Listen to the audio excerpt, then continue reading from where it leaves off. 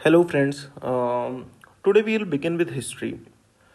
हम history generally बहुत ही बोरिंग समझते हैं, उसको बहुत ही कन्वेंशनल तरीके से पढ़ने की कोशिश करते हैं और रटने की कोशिश करते हैं एक टाइमलाइन को। But we'll try to understand history कि जो प्रेजेंट डे हिस्ट्री है उसको किस तरीके से लिखा गया और क्यों लिखा गया, so that makes things easier for us and tries to develop our interest deeper in the subject. So अब पहले हम समझने की कोशिश करेंगे हमारे इंडिविजुअल लाइफ में, डे टू डे एक्टिविटीज़ में हम अपने टाइम को कैसे डिवाइड करते हैं। बेसिकली हमारे पास सबसे छोटा जो यूनिट ऑफ टाइम है वो क्या है, सेकंड है, फिर मिनट है, फिर आवर है और फिर पूरा दिन है। इसी तरीके से जब अर्थ की बिगनिंग हुई या जब बिग बैंग हुआ, वहाँ से लेकर के आज की जब टाइमलाइन को हम ट्रेवर्स करते हैं तो जियोलॉजिकली उस टाइमलाइन को हम डिवाइड करने की कोशिश करते हैं। अब आप कंपेयर करोगे अगर डे के हिसाब से, तो उसी तरीके से हमने डिफरेंट यूनिट्स बना रखी हैं। अब उन यूनिट्स को हम समझने की कोशिश करते हैं, फिर हम इस चीज़ पे अराइव करेंगे कि किस तरीके से हम प्रेजेंट डे को उन चार यूनिट्स में डिफाइन कर पाएंगे। ये हमारी अंडरस्टैंडिंग को और डीपर बनाएगा as a student of history. So let's begin with it. तो जियोलॉजिकली जब हमें डिवाइड करना होगा टाइमलाइन को, तो we can divide it as eons, era, period and epoch। Fine. तो epoch जो है वो it will be something like seconds. अगर हम प्रेजेंट डे एक दिन के टाइमलाइन में आ जाए तो ये सेकंड की तरह होगा। पीरियड क्या होगा, हमारे मिनट्स की तरह होगा। एरा किस तरीके का होगा, era would be like ours. और ईऑन किस तरीके का होगा, Eon would be like the day. अब ये केवल अंडरस्टैंडिंग पर्पस के लिए हमें ये समझना होगा कि यहाँ पे जो टाइम लाइन है, हमें पता है कि अर्थ अराउंड 4 बिलियन ईयर्स पहले बना, तो यहाँ पे जो टाइम स्केल है वो बिलियन ईयर्स, मिलियन ईयर्स ऐसे होगा, इस तरीके से डिफ्रेंशिएटेड होगा।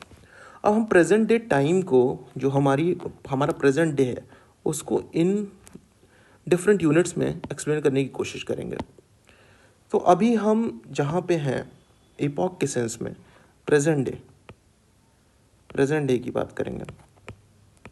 अगर टाइमलाइन के हिसाब से देखा जाए, अगर ये बिग बैंग है, अर्थ का फॉर्मेशन है और ये प्रेजेंट डे है, तो इस प्रेजेंट डे को हम इन चार यूनिट्स के फॉर्म में कैसे कैसे डिस्क्राइब कर सकते हैं। तो इपॉक, जो प्रेजेंट इपॉक है, हम उसको होलोसीन इपॉक कहते हैं। Holocene epoch. अब हम लोग बहुत डिस्कशंस ये सुनते हैं, न्यूज़पेपर में आर्टिकल्स भी सुनते हैं कि अब हमें एंथ्रोपोसीन इपॉक बोला जाता है, और डिफरेंट आर्गूमेंट्स है उसके लिए कि हमारी जो एक्टिविटीज़ हैं, ह्यूमन की जो एक्टिविटीज़ हैं, उसका बहुत ज़्यादा इम्पैक्ट पड़ा है बायोडाइवर्सिटी के ऊपर, हमारे एनवायरनमेंट के ऊपर। क्लाइमेट चेंज नेगोशिएशंस हम आए दिन हर साल जो क्लाइमेट चेंज समिट्स होती हैं, सो डिस्कशंस आर राइव दैट हमें ये मान लेना चाहिए कि होलोसीन इपॉक एंड हो चुका है और एंथ्रोपोसीन इपॉक शुरू हो चुका है।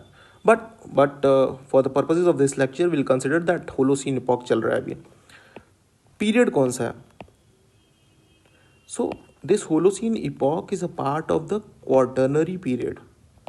Quaternary period. सो हमारी अंडरस्टैंडिंग क्या है कि क्वार्टरनरी पीरियड के अंदर बहुत इपॉक्स होंगे। उन इपॉक्स में अभी जो प्रेजेंट डे का इपॉक चल रहा है वो होलोसीन इपॉक है।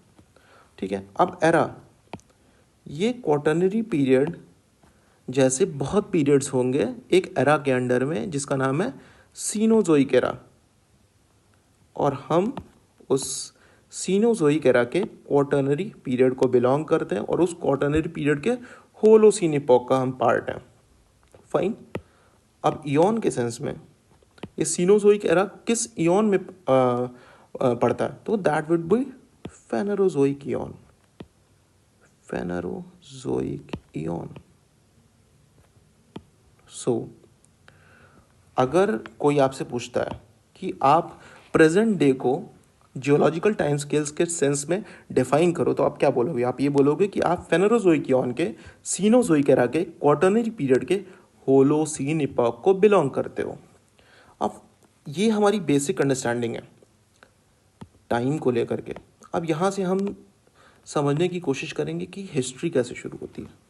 अब होलोसीन इपॉक हम मानते हैं कि कब शुरू हुई, होलोसीन इपॉक शुरू हुई ऑलमोस्ट 11,000 साल पहले। आपको बहुत टाइमलाइंस मिलेंगी इसके लिए, कॉन्टिनेंट टू कॉन्टिनेंट ये चीज़ें वेरी कर जाएंगी। होलोसीन इपॉक के जो डिफरेंट क्लासिफिकेशंस होंगे उनकी टाइमलाइंस वेरी करेंगी, बट वो डिपेंड करता है डेवलपमेंट डिफरेंट रीजन्स में किस टाइम पर हुआ, किस तरीके से हुआ। So as a general understanding will first try to understand कि ये टाइमलाइन कैसे और हम आज के प्रेजेंट डे पे अराइव कैसे कर रहे हैं। तो होलोसीन इपॉक में आप इसको डिफरेंट पार्ट्स में डिवाइड कर सकते हो, जैसे प्री हिस्ट्री, प्रोटो हिस्ट्री और हिस्ट्री। प्री हिस्ट्री क्या है? प्री हिस्ट्री बेसिकली हम लोग उस टाइम को बोलते हैं जहाँ पे हमारे पास कोई रिटन रिकॉर्ड्स नहीं है, हमारे पास रिटन रिकॉर्ड्स नहीं है। आर्कियोलॉजिकल एविडेंसेस के बेसिस में हम कंस्ट्रक्ट करते हैं तब की हिस्ट्री को, रिटन रिकॉर्ड्स हमारे पास नहीं है। प्रोटो हिस्ट्री क्या है? इसमें क्या कि रिटन रिकॉर्ड्स आपके पास हैं, बट ये रिटन रिकॉर्ड्स डिसाइफरेबल नहीं है, इनको अभी तक डिसाइफर नहीं किया गया है, उन्हें समझा नहीं गया है। हिस्ट्री क्या है? हिस्ट्री में रिटन रिकॉर्ड्स भी हैं, आर्कियोलॉजिकल एविडेंसेस भी हैं और ये डिसाइफरेबल भी है। रिटन रिकॉर्ड्स भी अवेलेबल हैं और ये डिसाइफरेबल भी है। फाइन। तो हम लोग कितनी प्री हिस्ट्री की क्या एग्जांपल आपके दिमाग में आ रहा होगा? Stone age. स्टोन एज में हमारे पास केवल आर्कियोलॉजिकल एविडेंसेस हैं कि उनकी रहने की जगह कैसी थी, उनकी पॉटरी कैसी थी। इन चीज़ों के बारे में हम जब देखते हैं, वो एविडेंसेस मिलते हैं, तो उसके बेसिस पे हम कंस्ट्रक्ट करते हैं उनकी लाइफ कैसी रही होगी, उनका सोशल स्ट्रक्चर कैसा रहा होगा, उनका पॉलिटिकल स्ट्रक्चर कैसा रहा होगा। ये हम डिसाइफर करने की कोशिश करते हैं और उस बेसिस पे हम तब की हिस्ट्री को लिखते हैं। आपको सबको पता ही है कि यहाँ पे हम लोग डिफरेंट फॉर्म्स ऑफ हिस्ट्री पढ़ते हैं, जैसे पैलियोलिथिक, मीजोलिथिक, नियोलिथिक, चाल्कोलिथिक। ये आपके प्री हिस्ट्री का लाजमी पार्ट बन जाता है। फिर आती है प्रोटो हिस्ट्री। प्रोटो हिस्ट्री में क्या है कि रिटन रिकॉर्ड्स हैं लेकिन वो डिसाइफरेबल नहीं है। तो इसका सबसे अच्छा एग्जांपल क्या आपके दिमाग में आता होगा? Indus valley civilisation. Indus valley civilisation क्यों? क्योंकि इंडस वैली सिविलाइजेशन में हमें ऐसे सील्स मिले हैं जहाँ पे रिटन रिकॉर्ड्स तो हैं लेकिन उनको डिसाइफर कोई नहीं कर पाया। आप अभी न्यूज़ में आपने सुना होगा कि तमिलनाडु गवर्नमेंट ने अनाउंस किया है कि you know they will give crores of rupees to somebody who deciphers the Indus valley script. So that will come under proto history. Now what is history? History क्या है? हिस्ट्री हमारी रिटन रिकॉर्ड्स भी available हैं और ये decipherable भी हैं। Written records किस फॉर्म में? डिफरेंट फॉर्म्स ऑफ लिटरेचर में। Indian literature, religious literature, religious literature में आपके Brahmanical, Buddhist, Jain. Non religious literature में आपके संगम लिटरेचर हो गया और डिफरेंट सोर्सेज हो गए। इसी तरीके से जो फॉरेन ट्रैवलर्स हैं उनके ट्रैवलॉग्स हैं, चाइनीज़ हो गए, अरब ट्रैवलर्स हो गए, इन्होंने बहुत डिटेल्ड में इंडियन हिस्ट्री के बारे में बताया है। वहाँ से हमें नालंदा के बारे में पता चलता है। अभी रिसेंट रिनोवेशन हुआ उसका बिहार में, आपको जान रहे होंगे। इंडियन गवर्नमेंट ने उसको रिनोवेट किया है and they are establishing it as a form of heritage. तो इस तरीके से हिस्ट्री के लिए भी हमारे पास डिफरेंट सोर्सेज हैं।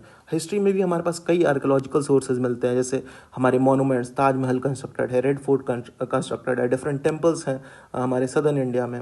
हमें डिफरेंट रूलर्स के कॉइन्स मिलते हैं, सील्स मिलती हैं, पॉटरीज मिलती हैं, स्कल्पचर्स और पेंटिंग्स होती हैं, डिफरेंट फॉर्म्स ऑफ इंस्क्रिप्शंस हमें मिलते हैं। हिस्ट्री को भी फिर हम डिवाइड करते हैं 3 भागों में: ancient, medieval and modern. Ancient history, medieval history and modern history. Now this is what we study in detail in history.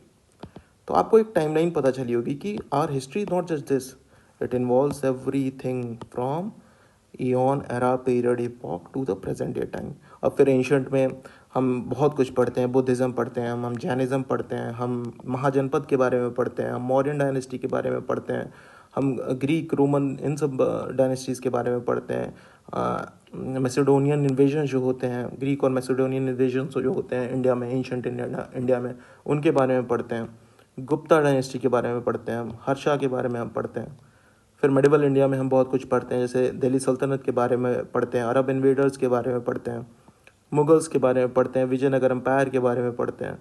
and what not.